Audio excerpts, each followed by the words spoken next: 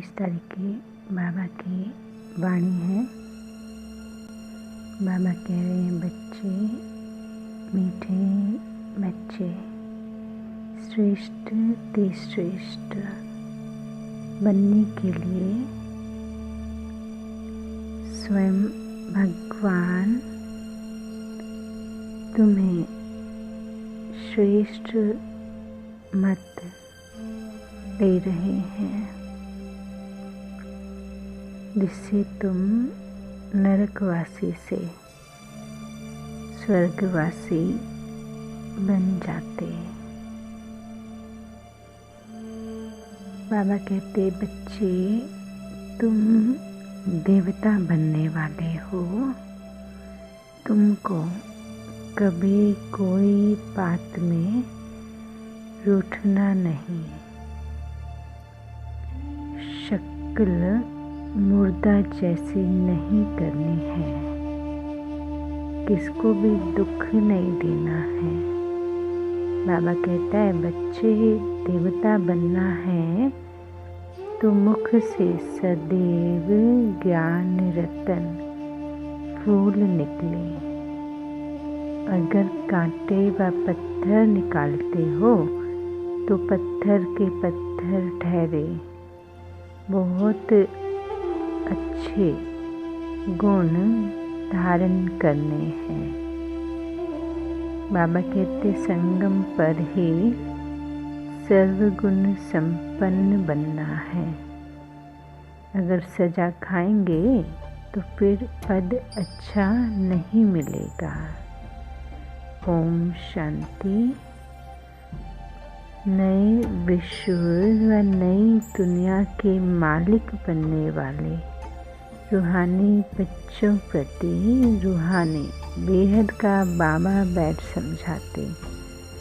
यह तो बच्चे समझते हैं कि बेहद का बाबा शिव बाबा आए हैं संगम पर बेहद का वर्षा देने। बाबा कहते, बच्चे तुम पहले लायक नहीं थे। कहते हो ना, प्रभु मैं लायक नहीं हूँ, मुझको लायक बनाओ।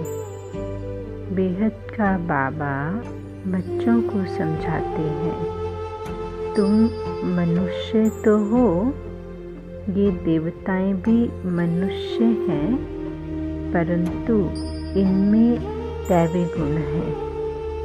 इनको सच्चा सच्चा मनुष्य कहेंगे। मनुष्यों में आसुरी गुण होते हैं तो चलन जानवरों मिसल हो जाती। दैवी गुण नहीं है तो उसको आसुरी गुण कहा जाता। अभी फिर बाबा आकर तुमको श्रेष्ठ देवता बनाते। सच्चिखंड में रहने वाले सच्चे सच्चे मनुष्य यह लक्ष्मी नारायण हैं।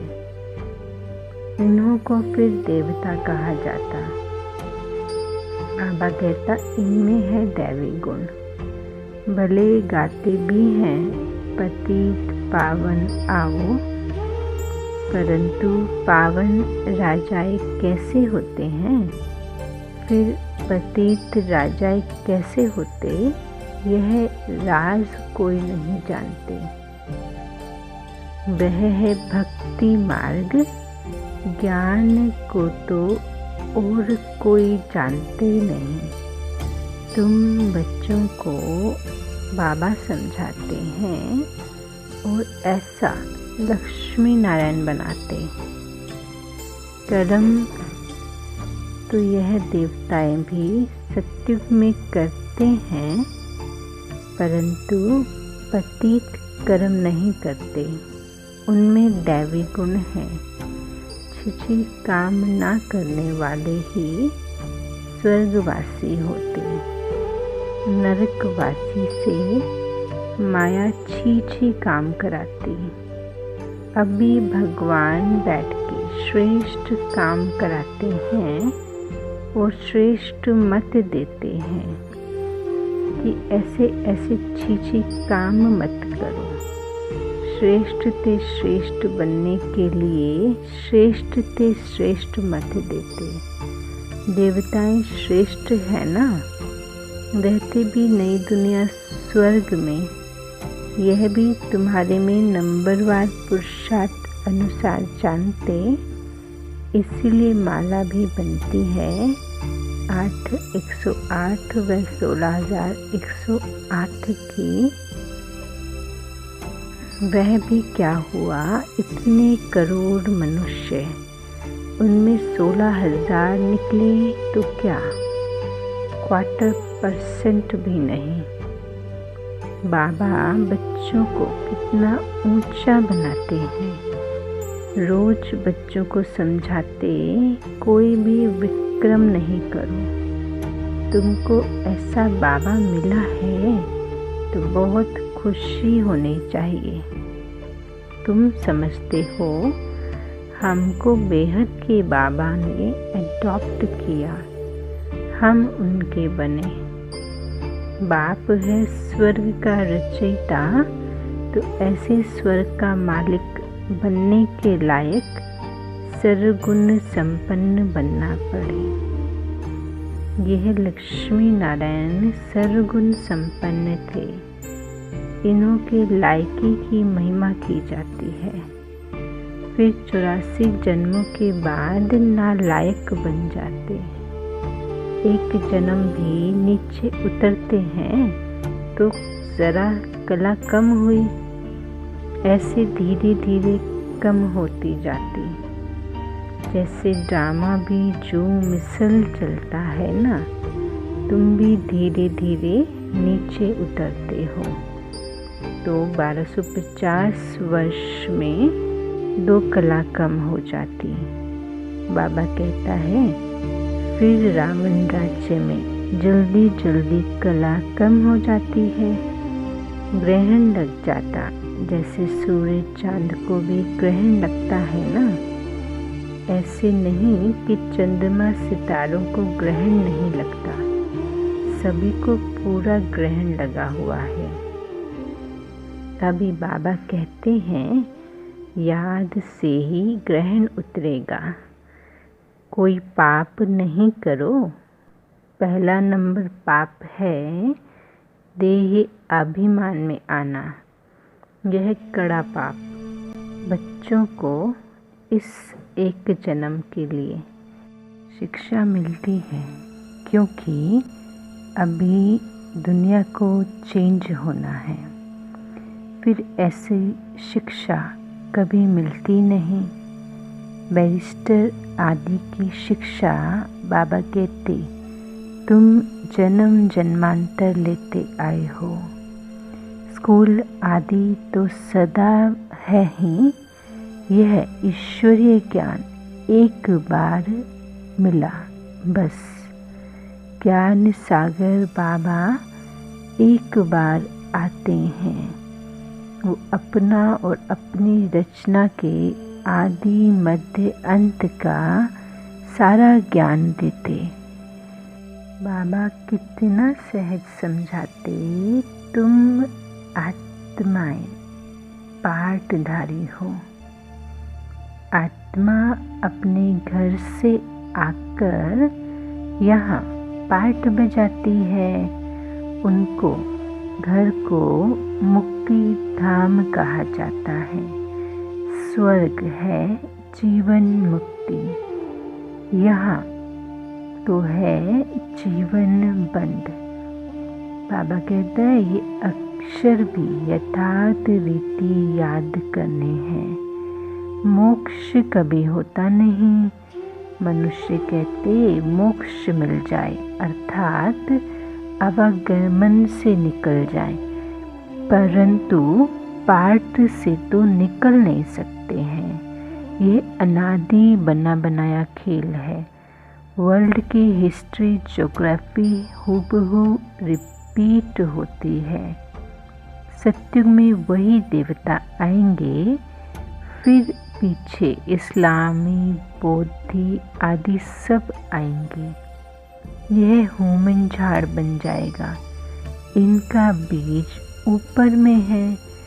बाबा है मनुष्य सृष्टि का बीज रूप। मनुष्य सृष्टि तो है ही, परंतु सतयुग में बहुत छोटी होती है, फिर धीरे धीरे बहुत वृद्धि होती जाती है। अच्छा, फिर छोटी कैसे होगी? बेहद का बाबा आकर पतित से पावन बनाते हैं। कितने थोड़े पावन बनते, कोटों में कोई निकलते। अलग कल्प बहुत थोड़े होते हैं। आधा कल्प में कितनी वृद्धि होती है। तो सबसे जास्ती संप्रदाय उन देवताओं की होनी चाहिए, क्योंकि पहले पहले यह आते हैं, परंतु फिर और धर्मों में कन्वर्ट होते चले जाते। क्यों? क्योंकि बाबा को, निराकार शिव बाबा को ही भूल गए। ये एकच भूल का खेल है। भूलने से कंगाल हो जाते हैं, भूलते भूलते एकदम भूल जाते। भक्ति भी पहले एक की करते हैं, क्योंकि सर्व की सद्गति करने वाला एक है। फिर दूसरे किसी की भक्ति क्यों करनी चाहिए? इन लक्ष्मी नारायण को भी बनाने वाला तो शिव है ना। कृष्ण बनाने वाला कैसे होगा? यह तो हो नहीं सकता। राजयोग सिखाने वाला कृष्ण कैसे होगा? वो तो है सतयुग का प्रिंस। कितनी भूल कर दी, बुद्धि में बैठता नहीं है ना। अभी बाबा कहते मुझे याद करो और दैवी गुण धारण करो। कोई भी प्रॉपर्टी का झगड़ा आदि है तो उनको ख़त्म कर दो। झगड़ा करते करते तो प्राण भी निकल जाएंगे। बाबा समझाते इसने छोड़ा तो कोई झगड़ा आदि थोड़ी किया। ब्रह्मा बाबा ने कम भी मिला तो जाने दो, उसके बदले कितनी ऊंची राजाई मिल जाएगी। बाबा बताते मुझको, ब्रह्मा बाबा को साक्षात्कार हुआ। विनाश और राजाई का तो इतनी खुशी हुई।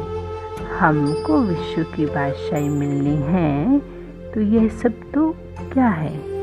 ऐसे थोड़ी है कोई भूखे मरेंगे। बगैर पैसे वाले भी पेट तो भरते हैं ना। मम्मा ने कुछ लाया क्या? कितना मम्मा को याद करते हैं। बाबा कहते याद करते हो, यह तो ठीक है, परंतु अभी मम्मा के नाम रूप को याद नहीं करना है। हमको उनके जैसी धारणा करनी है। हम भी मम्मा जैसे अच्छा बनकर गद्दी लायक बने। सिर्फ मम्मा की महिमा करने से थोड़ी बन जाएंगे। बाबा तो कहते हैं ना, माँ में कम याद करो, याद की यात्रा में रहना है। मम्मा जैसा ज्ञान सुनाना है। मम्मा की महिमा का सबूत तब हो जब तुम भी ऐसे महिमा लायक बनकर दिखाओ। सिर्फ मम्मा मम्मा कहने से तो पेट नहीं भरेगा, और ही पेट पीठ से लग जाएगा। शिव बाबा को याद करने से पेट भरेगा। इस दादा को भी याद करने से पेट नहीं भरेगा। याद करना है एक को, बलिहारी एक की है। युक्तियाँ रचनी चाहिए सर्विस की। सदैव मुख से फूल निकले। अगर कांटे पत्थर निकलते हैं तो पत्थर के पत्थर ठहरे ना। गुण बहुत अच्छे धारण करने हैं। तुमको यहाँ सर्व गुण संपन्न बनना है ना। सजा खाएंगे ना तो फिर पद अच्छा नहीं मिलेगा। यहाँ बच्चे आते हैं बाबा से डायरेक्ट सुनने। मधुबन में यहाँ फ्रेश नशा बाबा चढ़ाते। सेंटर पर नशा चढ़ता है, फिर घर जाते हैं, संबंधी आदि को देखते हैं तो खल्लास। यहाँ पे तुम समझते हो हम बाबा के बेहद के ईश्वरीय परिवार में बैठे हैं। कलयुग में है आसुरी परिवार, कितने झगड़े आदि रहते, वहाँ जाने से ही कीचड़ पट्टी में जाकर पड़ते। यहाँ तो तुमको बाबा को भूलना ही नहीं चाहिए। दुनिया में सच्ची शांति किसको भी मिल ना सके। पवित्रता, सुख, शांति, संपत्ति सिवाय पाप के कोई दे ना सके। ऐसा नहीं, बाबा आशीर्वाद करते, आयुष्मान भव, पुत्रवान भव, नहीं, आशीर्वाद से कुछ भी नहीं मिलता। ये मनुष्यों की भूल है। सन्यासी आदि भी आशीर्वाद नहीं कर सकते। आज आशीर्वाद देते हैं, कल खुद मर जाते हैं। देखो पॉप कितने होकर गए, गुरु लोगों की कितनी चलती गद्दियाँ। छोटेपन में भी गुरु मर जाते हैं तो फिर दूसरा कर लेते, छोटे चेले को गुरु बना देते हैं। यहाँ पे तो भगवान बाबा है, बाप दादा है देने वाला। अब यह लेकर क्या करेंगे? बाबा शिव तो है निराकार, लेंगे साकार। यह भी समझने की बात है। ऐसे कभी नहीं कहना चाहिए हम शिव बाबा को देते। नहीं, हमने शिव बाबा से पदम लिया, दिया नहीं है। बाबा तुमको अनगिनत देते हैं। शिव बाबा तो दाता है ना, तुम उनको कैसे देंगे? मैंने दिया यह समझा तो देह अभिमान आ जाता। हम बेहद के बाबा से, मीठे शिव बाबा से ले रहे हैं। बाबा के पास इतने ढेर बच्चे आते हैं, आकर रहते हैं तो प्रबंध चाहिए। गोया तुम देते हो अपने लिए, उनको अपना थोड़े कुछ करना है। राजधानी भी तुमको देते हैं, इसीलिए करते भी तुम हो। तुमको अपने से भी ऊंच बनाते हैं ना। ऐसे बाप को तुम फिर भूल जाते। आधा कलप पूज्य, आधा कलप पुजारी। पूज्य बनने से तो तुम सुख धाम के मालिक बनते हो ना, फिर पुजारी बनने से दुख धाम के मालिक बन जाते। ये किसको पता नहीं, बाप कभी आकर स्वर्ग की स्थापना करते। इन बातों को तुम संगम युगी ब्राह्मण जानते।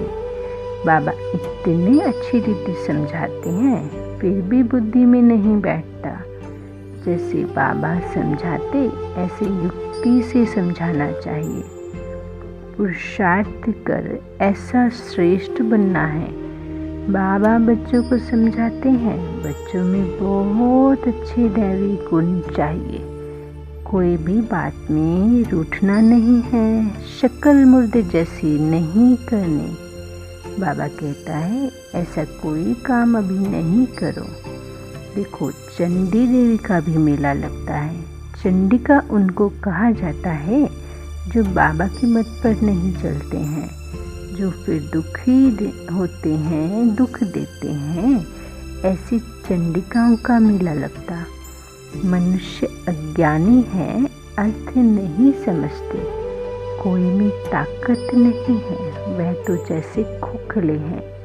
तुम बाबा को अच्छी रीति याद करते हो तो बाबा द्वारा तुमको ताकत मिलती है। परंतु यहाँ रहते भी बहुतों की बुद्धि बाहर में भटकती रहती। इसीलिए बाबा कहते हैं यहाँ चित्रों के सामने बैठो तो तुम्हारी बुद्धि इनमें बिजी रहेगी। गोले पर, सृष्टि पर किसको समझाओ, तो बोलो, सतयुग में तो बहुत थोड़े मनुष्य होते हैं, अभी कलयुग में है ढेर मनुष्य। बेहद का बाबा भगवान कहते हैं, मैं ब्रह्मा के द्वारा नई दुनिया की स्थापना करता हूँ, पुरानी दुनिया का विनाश कराता हूँ। ऐसे ऐसे बैठ प्रैक्टिस करनी चाहिए। अपना मुख आप ही खोल सकते, अंदर में जो चलता है वो बाहर में निकलना चाहिए। गूंगे तो नहीं हो ना, घर में रटियां मारने के लिए मुख खुलता है और ज्ञान सुनाने के लिए नहीं। चित्र तो सबको मिल सकते हैं, हिम्मत रखनी चाहिए। अपने घर का कल्याण करें, अपना कमरा चित्रों से सजा दो तो तुम बिजी रहेंगे। ये जैसे कि तुम्हारी लाइब्रेरी हो जाएगी। दूसरों का कल्याण करने के लिए चित्र आदि लगा देना चाहिए। जो आए उनको समझाओ। तुम बहुत सर्विस कर सकते हो, थोड़ा भी सुनते हैं तो प्रजा बन जाएंगे। बाबा इतनी उन्नति की युक्तियाँ बताते हैं। बाबा को याद करो तो तुम्हारे विक्रम विनाश होंगे। बाकी गंगा में जाकर डुबकी लगाओगे तो विक्रम विनाश नहीं होंगे। ये सब है अंधश्रद्धा। हरिद्वार में तो सारे शहर का गंद आकर गंगा में ही पड़ता है। सागर में कितना गंद पड़ता है, नदियों में कीचड़ा पड़ता रहता, उससे फिर पावन कैसे बन सकते हैं। माया ने सबको बिल्कुल बेसमझ बना दिया। बाबा बच्चों को कहते हैं, शिव बाबा मुझ एक को याद करो, तुम्हारी आत्मा बुलाती है पतित पावन आओ। तुम्हारा शरीर का पिता तो लौकिक है, आत्मा का पिता है पारलौकिक। पतित पावन एक ही बाप शिव बाबा। अभी हम उस पावन बनाने वाले बाबा को याद करते हैं ना। जीवन मुक्ति दाता एक ही है ना, दूसरा न कोई। इतनी सहज बात का अर्थ भी कोई नहीं समझते। अच्छा, बाबा के सम्मुख बाबा कहते, मीठे मीठे सिकलधे बच्चों प्रति मात पिता बाप दादा का याद प्यार और गुड मॉर्निंग। रूहानी बाबा की रूहानी बच्चों को नमस्ते। हम रूहानी बच्चों की मीठे मीठे रूहानी बाबा को नमस्ते बाबा, नमस्ते बाबा, गुड मॉर्निंग। धारणा के लिए बाबा कहता है, मुख से ज्ञान रतन निकालने की प्रैक्टिस करनी है।